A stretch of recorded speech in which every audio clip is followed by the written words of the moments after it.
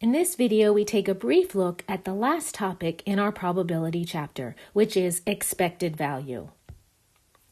Expected value is perhaps the most useful of our probability concepts. It has many applications from insurance policies to making financial decisions to lotteries to casinos. So what is a formal definition for expected value? Well, we can formally define expected value to be the average gain or loss of an event, given that the procedure is repeated many times. The expected value is going to be obtained by taking the sum of the products of each outcome and the probability of that outcome. If the expected value of a game is 0, it's called a fair game, where neither side has an advantage. Like I said, expected value has lots of applications besides just gaming. It infiltrates all aspects of our lives. So let's take a look at a couple different examples so we can get a better grip and an idea of exactly what an expected value is. Let's look at example 10.32 from our class notes. A $5 raffle ticket is purchased for a charity. The charity is selling 2,000 tickets, and the person holding the winning raffle ticket will win a prize worth $4,000. Compute the expected value for this raffle. So where to begin? Now, there are many ways to actually do expected value problems, but I like to break up expected value in terms of wins and losses. So I'm going to write down that the expected value is equal to the wins plus the losses. And by wins, my wins actually takes into two accounts or two factors. A win has not just an amount that you're going to win, but it also has with it the probability that you will win. And in order for it to be an expected value for winning, you have to multiply the amount you win times the probability of that occurring. The same thing happens with losses. Losses as well can be broken down into two subparts, namely the money that you lose multiplied by the probability of that loss happening. So it will also be that expected value of the loss will also be broken down into two parts. So let's see what's going on in our problem. We have a $5 raffle ticket and it's purchased for a charity. The charity is selling 2,000 tickets, and the person holding the winning raffle ticket will win a prize worth $4,000. So let's talk about the expected value of winning for this raffle. The person's win will be $4,000, okay? But we have to be really careful about that. When you win, you've actually first lost $5 because you purchased a raffle ticket for $5. So the expected person that holds the winning raffle ticket actually gains a net gain or a net winning of $3,995. Does that make sense? Because they spent the $5 for the ticket and they win $4,000. So the net win is $3,995.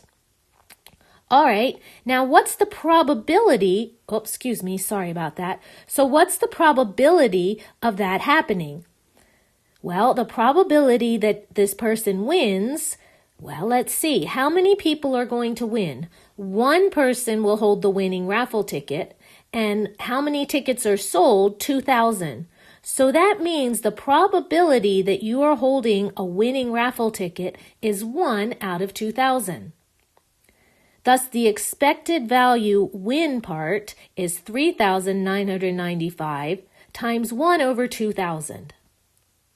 Let's take a look at the losses. So when you buy a ticket, you're actually losing $5 because you're giving up $5. So right away, we know that our loss is $5. Now, what's the probability that you will completely lose $5? Well, assuming you don't win, you're going to lose. And so since there's only one winner, that means there's going to be 1,999 losers. And so we would say that the probability of losing $5 is 1,999 divided by 2,000. times than the negative $5 lost. So we can say that the expected value that corresponds to this lottery is simply 3,995 divided by 2,000 minus 5 times 1,999, or if we pull out our calculator and do a little bit of quick math, that means minus 9,995 divided by 2,000. And if we do a subtraction of 3,995 minus 9,995, we should get negative 6,000 divided by 2,000. Reducing this fraction down gives us negative 3. And in fact, that's our expected value for this raffle.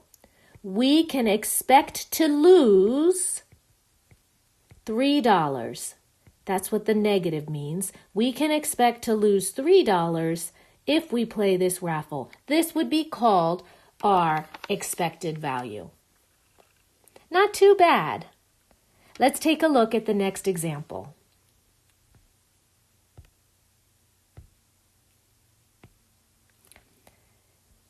Example 10.33 from our notes.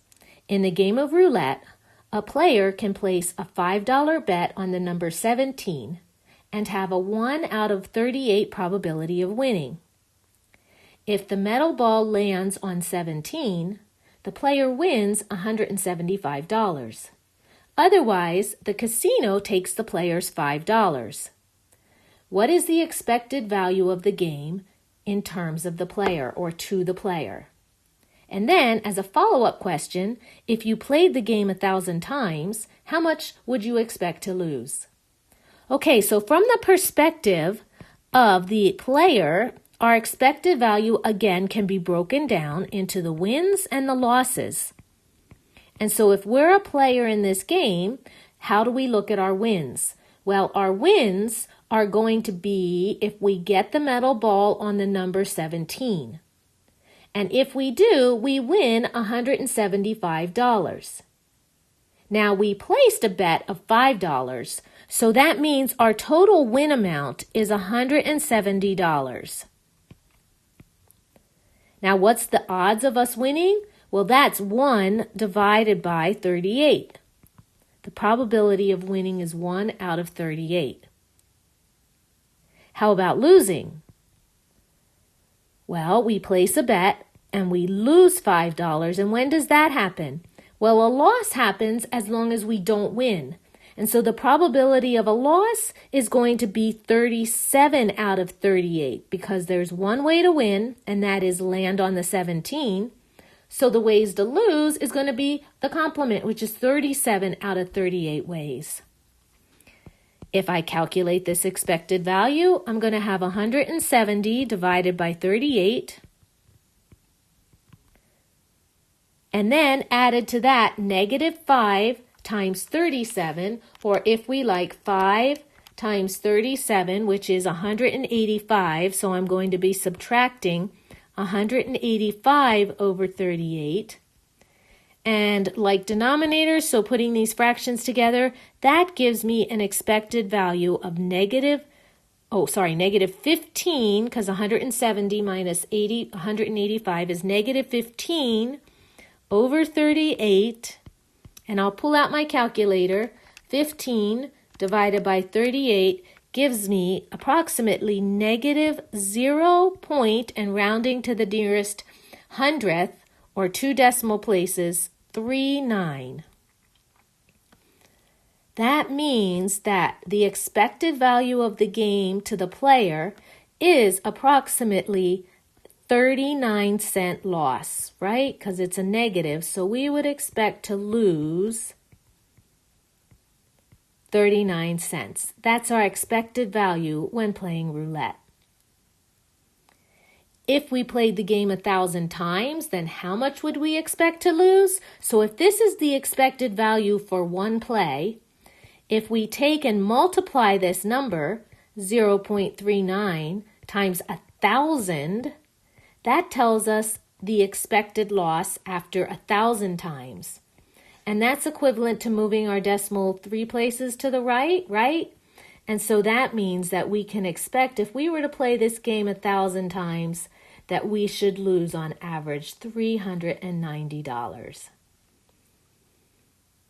All right, let's take a look at another example.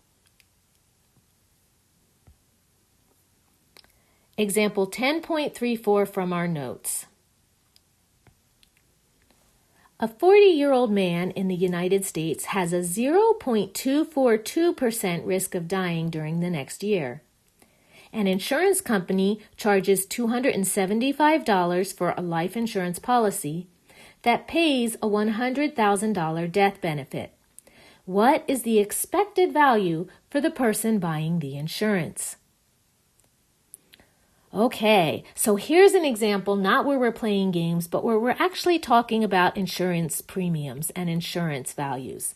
So what's the expected value for a person who buys insurance? Well, let's take a look through the perspective of the person buying that insurance. There's a win and there's some loss. And how do we look at it? Well, let's see. Winning means you're going to be gaining money. This is kind of interesting because winning means you die, right? And you gain the money when you die, which actually is the greatest loss on earth. But besides the fact, the misnomer here, winning is where you gain money, right? And so you have a $100,000 death benefit. Now we're winning $275. And so we'd have to subtract 100 minus $275 to talk about what our actual win is. But this brings up a really good chance for me to show you that there's different ways to look at expected value. In this problem, it might be a little more easy for us to look at it in the following manner, okay? The expected win is $100,000, okay? Let's just ignore the fact that we're paying out the life insurance policy right now. I want to show you a different way to look at it. So we can say that we won $100,000, and that occurs if we die, or the man dies. And what is the probability of the man dying? Well, that risk is 0.242%, or if we like, it has a probability of, if we change that percent into a decimal, 0.00242. So there is a 0.00242 amount of risk involved times $100,000 if the person dies. Now, the person has to pay $275. That's a guaranteed loss. And in fact, we can look at it this way. We are guaranteed, no matter what, to lose $275. Whether we win or not, we're guaranteed to lose that money. We lose that money 100% of the time. So I could say or multiply the negative 275 times 1.00. I am guaranteed 100% of the time to pay $275. So I'll be losing $275, winning on the off chance that we die with the risk of 0.00242. This is one way to express the expected value for this 40-year-old man in terms of the insurance. So let's go ahead and let's calculate this out.